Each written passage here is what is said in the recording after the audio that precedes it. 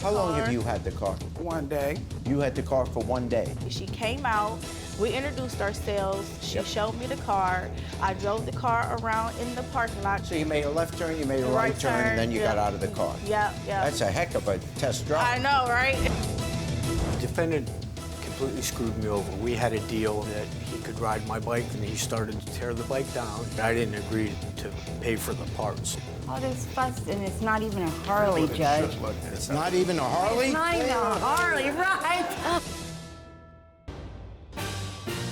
Plaintiff Sharkeyla Geiger says she bought a car from the defendant, who advertised it having a fresh oil change and full tank of gas, only to have it break down days later. Defendant Veronica Heron claims she sold the plaintiff a working car and even saw her driving around town in it. She says Raise your right hand. she owes nothing. Do you swear the testimony you're about to give is the truth, the whole truth, and nothing but the truth? Yes. All right, thank you. All rise. The Honorable Judge Jerry Springer now presiding.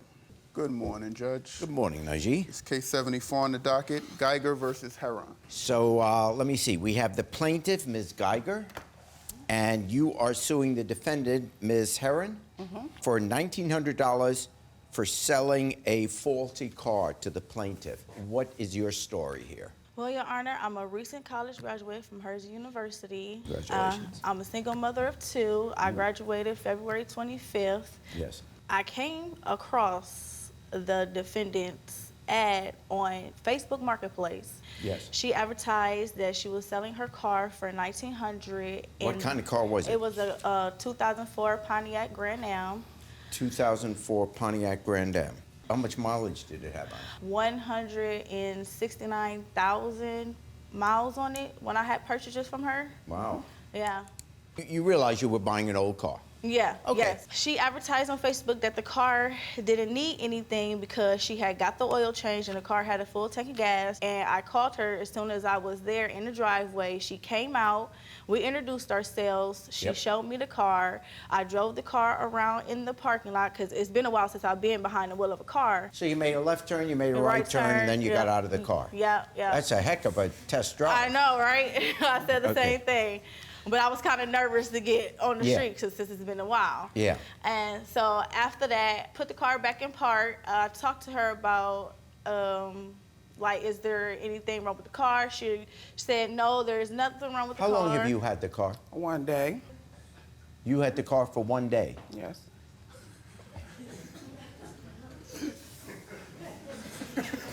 Why did you have it for 1 day? Because I was looking to purchase a 2004 Ford Taurus. You wanted a Ford Taurus? Yes. Okay.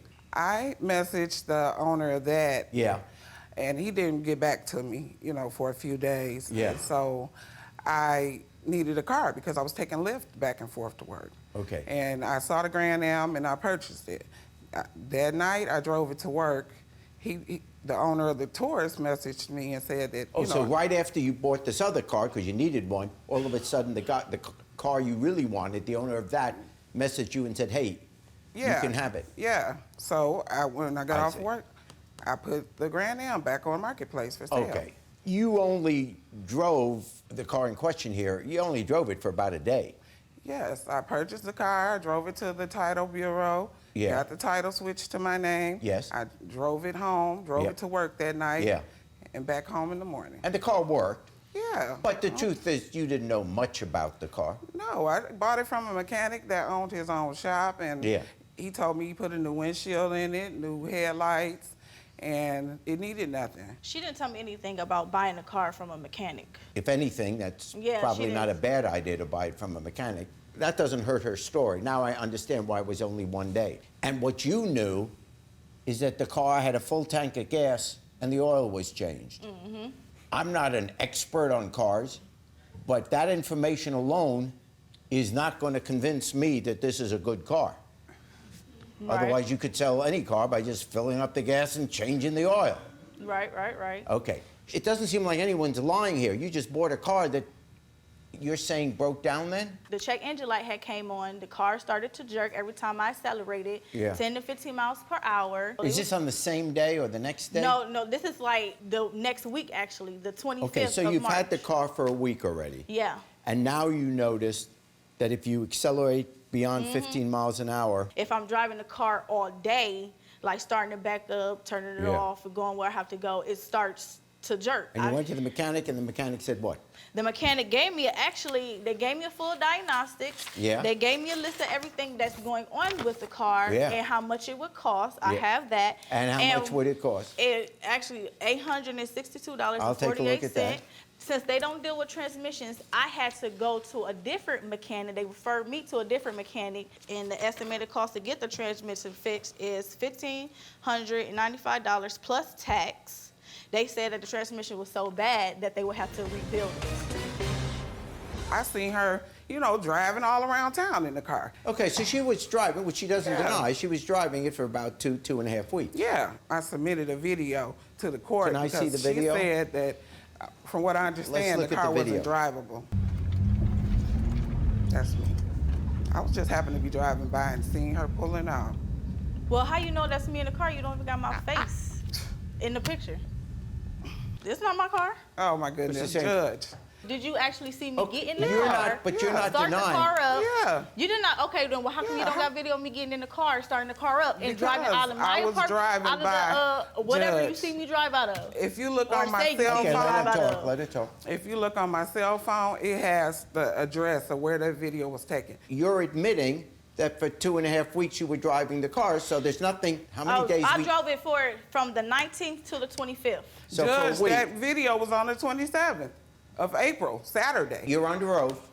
You have driven the car in the meantime.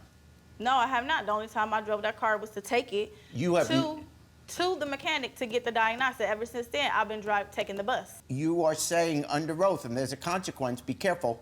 You are saying you have never driven this car after March 25th. God so help me if I'm lying. Ooh-wee.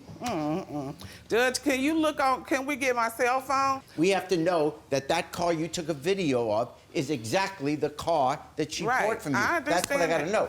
What I can't see in that video is whether it is in fact the car you sold her. How you know that's me in that car? I know what you look like. Okay, but I didn't see my face in that car. If that is the car that you bought, who's ever driving it, could be a boyfriend of yours for all I know. Whoever is driving that car, the point is the car then worked. Yeah, as I had stated before, when I told you about the car, if the car is sitting for a long period of time, the car will start up and it will run normally unless you're driving it all day. Then that's when the Okay, that's a problem different comes about. story than the Yeah. car is unworkable. I don't know when this transmission is gonna go out on this car. When you buy a used car, unless you're buying from a dealer where there's a warranty, every day you drive that is a gamble. It doesn't mean the person that sold it to you is being dishonest. It means that no one in the world knows exactly when a car is going to break down.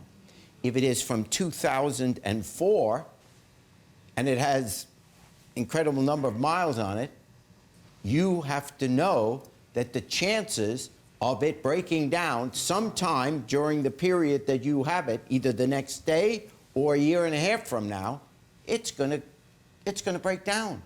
Of course I She know. only had the car for a day.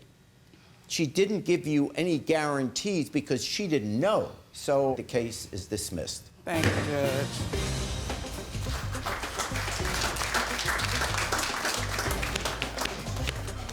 In a way, I feel like I was still being played on getting a car that I had brought for $1,900. And I still feel that the defendant did know something was wrong with the car, because ain't no way somebody gonna have a car for a day and then sell it. I'm happy about the verdict because I did nothing wrong. Plaintiff Keith Wiley says his former biker brother breached their verbal contract when he failed to fix his bike. He's suing the defendant for $3,000. Defendant Roger Jenkins says the plaintiff made it impossible for him to fulfill his end of the contract, so he owes him nothing. Do you swear the testimony you're about to give is the truth, the whole truth, and nothing but the truth? I do. This is case number 189 on the docket, Wiley versus Jenkins. And welcome to all of you. Let's see what we have here. We have the plaintiff, Mr. Wiley, and you are suing your former friend, you say, of 20 years for $3,000, your friend Roger Jenkins, for breach of a verbal contract to fix his motorcycle. And you are? I'm Roger's wife and a friend of Keith. Okay, let's start with you. What is your side of the story here? The defendant completely screwed me over. We had a deal that he completely reneged on. And what was that deal? Several years ago, he had a Harley Davidson that got repossessed. Right. And I have two motorcycles, one that was missing second gear but still ran. So I offered to Roger that he could ride my bike through the season so he'd have something to ride. And so during this summer, you let him ride your bike. That was the one that didn't have a second gear. correct. Yeah, and it was a Harley. No, it was a Vulcan. Vulcan, got it. By the end of the season, he started to tear the bike down. He started to repair it, and then he... That was the deal, that you wanted him to fix the bike. Correct. He could ride it during the summer, but then at the end of the summer, the deal was would fix that the he bike. should fix it. Okay. Correct. After he tore the bike down, he came to me and said, I agreed to repair the bike, but I didn't agree to pay for the parts, which is not correct. That was never discussed. Oh, it wasn't discussed? It was never discussed, but it was implied. What if, in trying to fix the bike, he says, oh my gosh, this needs a new engine? You expected him to buy a new engine? No, that wasn't the case at all. When you're saying it was implied that he would pay for the parts, there must have been, you weren't expecting him to pay for an engine, for example, if that was what was broken. No, he claimed that it was a set of gaskets that would cost over $1,000, and that's ridiculous. And no set of gaskets is going to cost over $1,000. They're $10, if that. Next thing I know, somebody I don't even know shows up at my house with a truck and a trailer and my bike with crates full of parts and my bike in pieces, and he just dumped it off on me. What's your side of the story? My agreement was I would do the work on his bike. There was no parts discussed. I would do the labor for free, just to ride the bike for the rest of the season. He says, you said the gaskets would be about $1,000, and he's saying the gaskets cost $10. He said that. I didn't say that. I said they're about $200 or $300. Okay. And what do you have to add? Nothing was said about the parts other than Keith get the parts and Roger will use his time and his skill to put it all back together, and then it would be, Keith would get the bike back. And it got down to the parts thing, and it all just kind of fell apart. It just, everything. So Roger put the motor back in it, and some parts that he said, why was he gonna fix it? It was already broke, so why put it back together when the shift fork, it needed something in the transmission? I don't quite understand all that. Anyone have any evidence here that you want to? I have here an estimate for $3,000. It says assemble basket case, which means the bike is a basket case. Have you guys ever been to Sturgis? In our dreams. Yeah, for the bike. my dreams. People look at me, they say, there is a biker. Well, hey, they come in all I sizes tell and 50 shapes. jokes, nobody laughs. I tell people I look like a biker. Actually, I did go to Sturgis for several years, but on a trike. It had 3 wheels. Oh, hey, that's Well, the wind's because in so your I wouldn't hair, fall right? off. But no, it was very nice. Anyway, Okay. back to the case. This is the title of the bike, $4,400, showing what I paid for it. Let me see a picture of the bike we're talking about and what This is condition. See all my this stuff. other bike, showing what it should look like, and these are pictures of the bike, what it looks like now. All this fuss, and it's not even a Harley, What it Judge. should look like, Judge. In here. It's not even a Harley? It's not even a Harley, right? I mean, it's nice and it's a cruiser and everything, but it's nice. It's not a Harley. Other bikes are allowed to be put together too. Yeah, see, and see, is that way you sent it home? And we see the picture there, the parts. Okay. You got the bike back in parts, and you're suing because you believe that the agreement was that he would fix the bike, and that included paying for the parts to fix it, and you're saying, I was giving you the labor free in exchange for using the bike during the summer, but you weren't going to pay for the parts. Correct. So now you're here in court, and it's up to me to make a judgment on this. Well, this is a perfect example of what happens with verbal contracts. Now, verbal contracts are real contracts, but they have a problem, and the problem is, in order for any contract, verbal or written, to be enforceable, there has to be a meeting of the minds. In other words, both parties have to agree in their minds what they're agreeing to.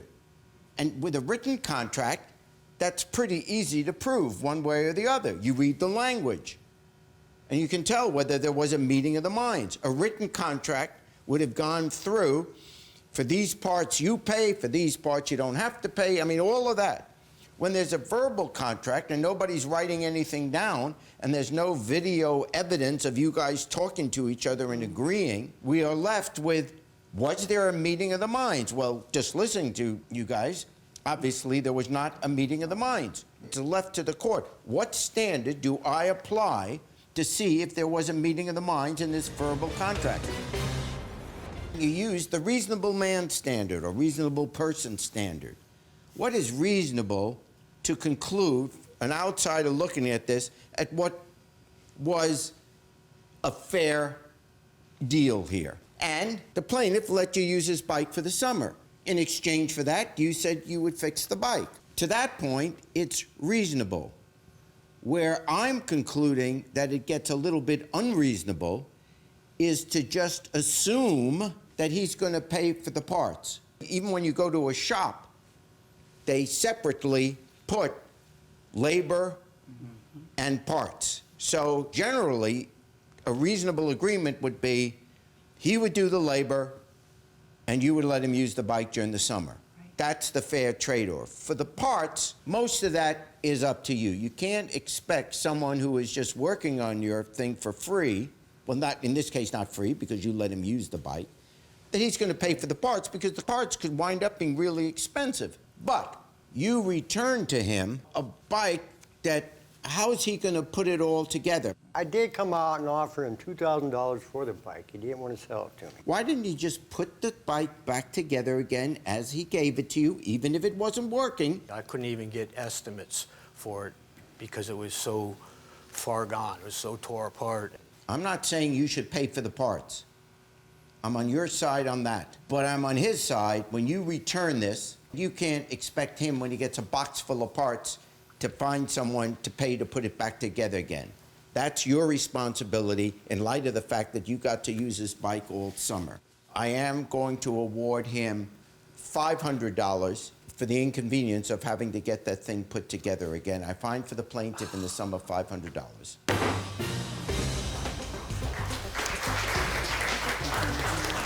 So I'm stuck with a pile of junk. I'm glad it's over because, you know, we were friends and I liked his band. So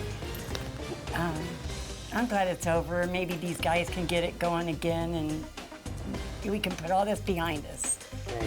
Thanks for watching. Now please approach the bench. The way I look at it, you have two options here. Option A, watch more Judge Jerry. Option B, watch more Jerry Springer.